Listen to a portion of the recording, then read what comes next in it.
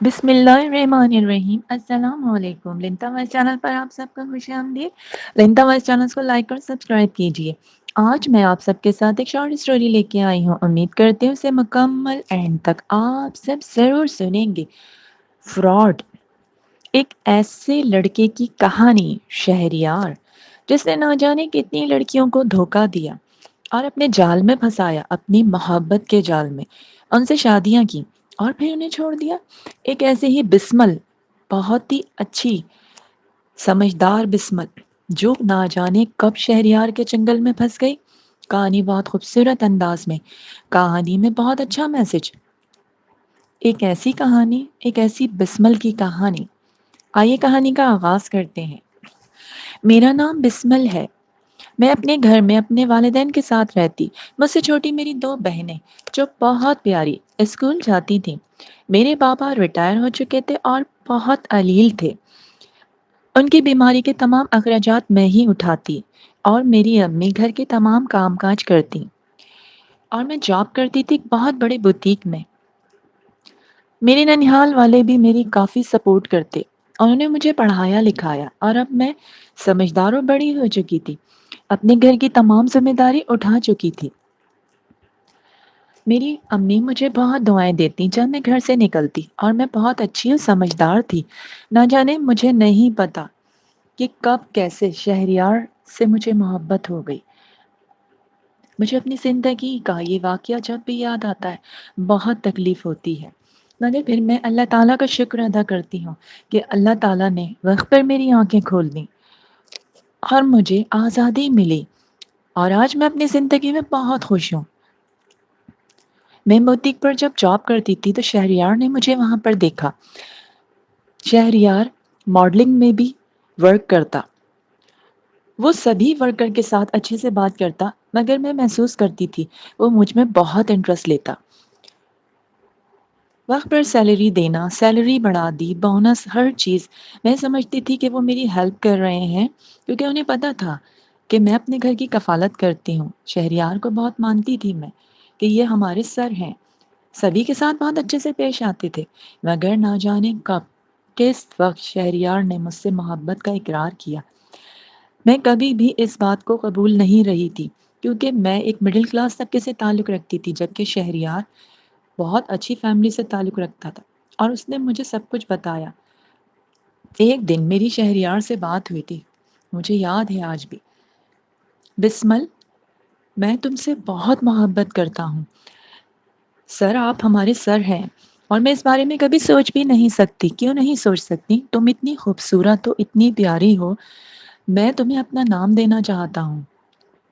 سر، یہ ممکن نہیں ہے، میں تم سے شادی کرنا چاہتا ہوں۔ تمہیں تھوڑا سا انتظار کرنا ہوگا، کیونکہ میرے ڈیڈ اور ممی نہیں مانیں گے، اور میرا ایک بھائی ہے، بڑے بھائی، انہوں نے ابھی شادی نہیں کی ہے، وہ بھی بزنس سنبھال رہے ہیں۔ میرا اپنا یہ بوتیک ہے، فلیٹ میں نے اپنا لیا ہے، اور میں ماڈلنگ کی فیلڈ میں ہوں۔ ڈیڈ نے مجھے ابھی اس لیے بالکل بھی پوچھنا چھوڑ دیا ہے کہ اب میں ذمہ داری اٹھا سکتا ہوں، کیونکہ میں تمہیں سچ بتا رہا ہوں کہ ڈیڈ کو بہت تنگ کیا میں نے۔ کوئی کام میں انٹرسٹ نہ لگتا تھا، پڑھائی میں بھی نہیں، مگر اب ان چیزوں کو سمجھتا ہوں۔ اپنا بزنس الگ کیا ہے اور ورک کرتا ہوں۔ گھر تو میں بہت ہی کم جاتا ہوں، میرا اپنا فلیٹ ہے، 6 مہینے میں ایک دفعہ ہی جاتا ہوں۔ اپنے بزنس کو بہت وسیع کرنا چاہتا ہوں، مگر نہیں، میں شادی نہیں کر سکتی، مجھ پر بہت رسپانسبلٹی ہے، میرے بابا بیمار ہیں۔ میں تم سے شادی کرنا چاہتا ہوں، کچھ دن کی بات ہے، میں جب ڈیڈ کو اور ممی کو منا لوں گا، تمہارے گھر جا کر ضرور بتاؤں گا کہ میں نے تم سے شادی کی ہے، میں سارے حالات سنبھال لوں گا۔ نہ جانے مجھے نہیں پتا تھا کہ شہریار نے مجھے کس طرح شیشے میں اتارا، اور میں اس کی باتوں میں آتی ہی چلی گئی، مجھے نہیں سمجھ آتا تھا۔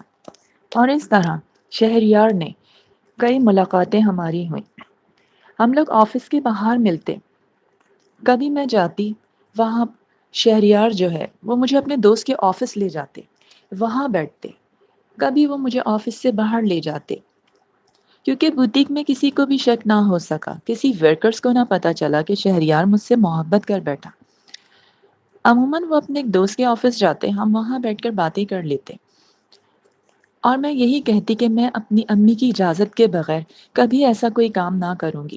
اس نے نہ جانے مجھے کس طرح اس طرح الجھایا کہ میں اس کی باتوں میں آ گئی۔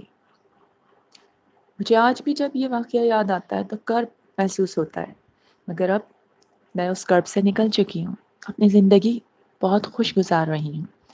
اور اس طرح شہریار نے مجھ سے نکاح کر لیا اور اپنے فلیٹ میں لے کر آیا، اور اس نے کہا کہ تم یہاں رہو، ہر آسائش ہے۔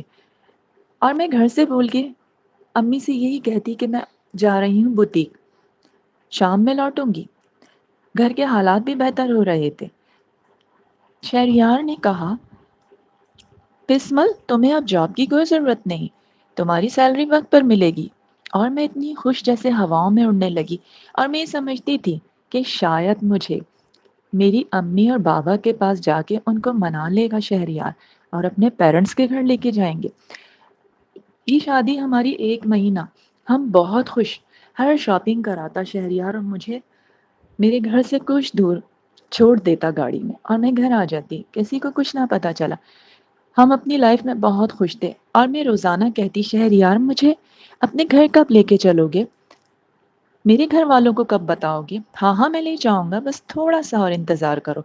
یہ 1 مہینہ اتنا خوبصورت گزرا۔ 1 مہینے کے بعد ایک دن میں آفس کا کہہ کے گھر سے جب فلیٹ میں آئی تو شہریار نے مجھ سے کہا، اب تم آزاد ہو۔ یہ کیا کہہ رہے ہیں آپ، آزاد ہو؟ میں تو آپ کی بیوی ہوں۔ بیوی ہو، مگر اب میں تمہیں چھوڑ رہا ہوں۔ یہ کیسی باتیں کر رہے ہو شہریار، تم تو مجھ سے بے پناہ محبت کرتے ہو۔ محبت؟ ہنسنے لگا شہریار۔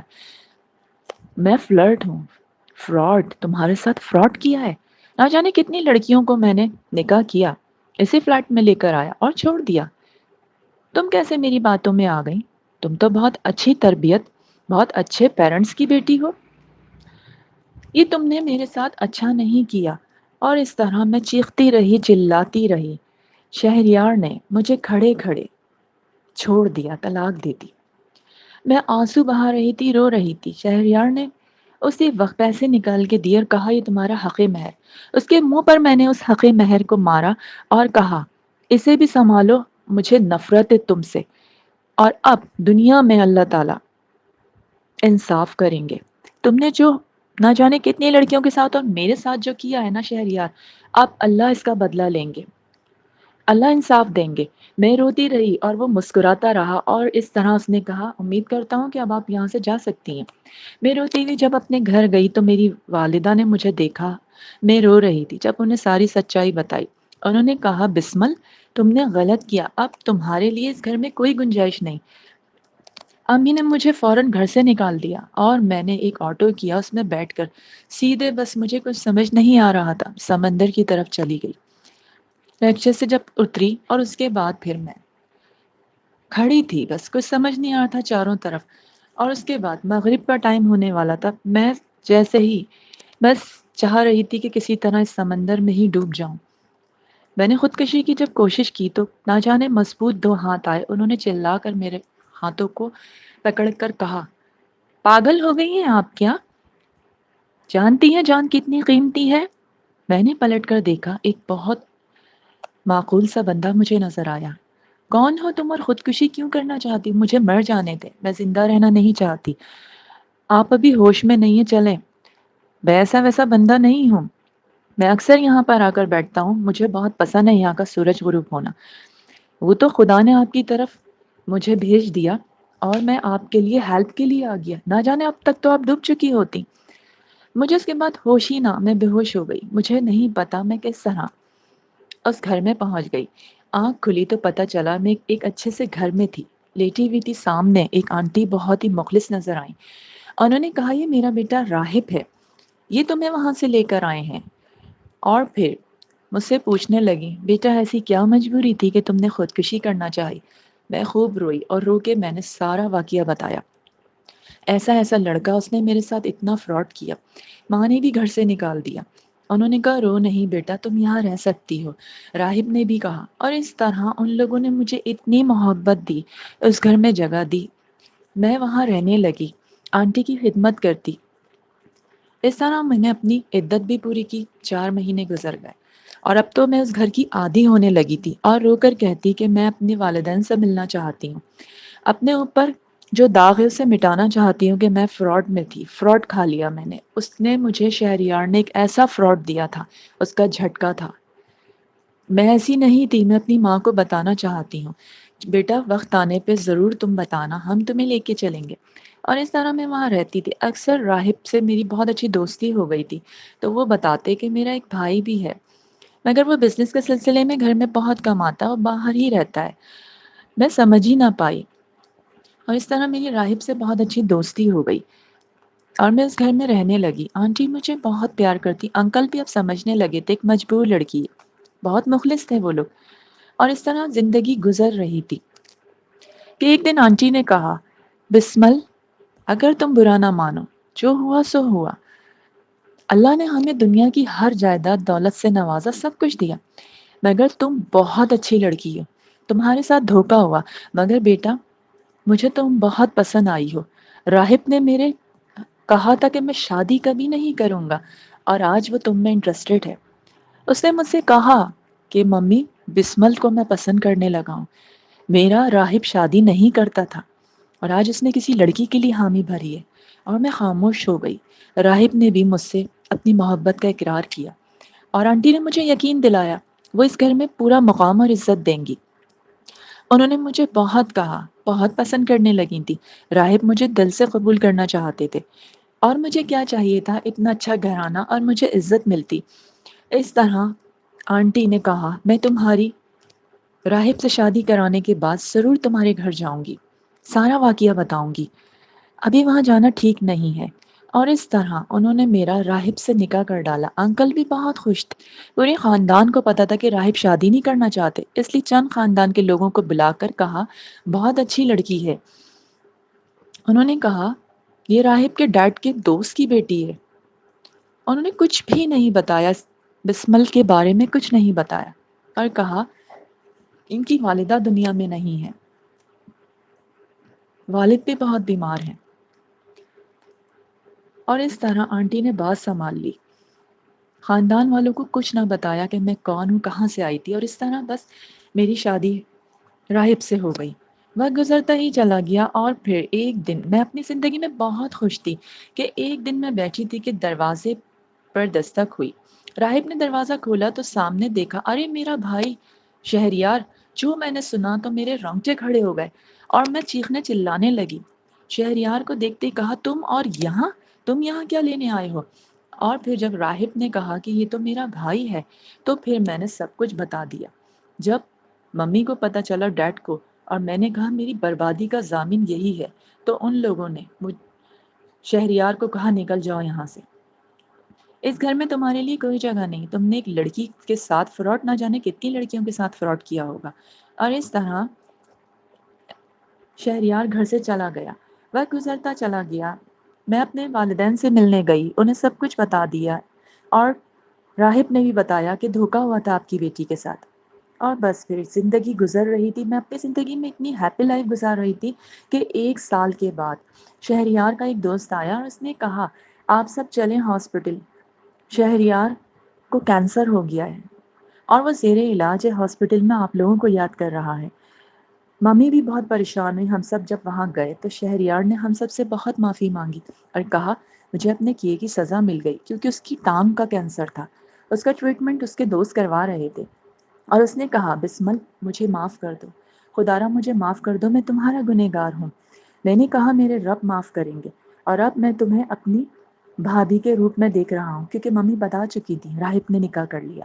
اور اس طرح میں نے اسے سچے دل سے معاف کیا، اور اس کا ہم سب نے مل کے علاج کروایا۔ اس نے شادی تو نہ کی، دل بجھا لیا، لیکن ممی چاہتی ہیں کہ اس کا گھر آباد ہو جائے، اور میں اپنے گھر میں بہت ہنسی خوشی زندگی گزار رہی ہوں۔ شہریار کو سب سمجھاتے ہیں گھر بسا لو، میری بہت عزت کرتا ہے، لیکن دنیا کا بدلہ دنیا میں مل جاتا ہے، اور مجھے انصاف بھی ملا، اور میرے پیرنٹس بھی بہت خوش ہیں آج۔ امید کرتی ہوں آج کی کہانی پسند آئی ہو، مجھے لائک اور سبسکرائب کیجیے، کامنٹس ضرور دیجیے۔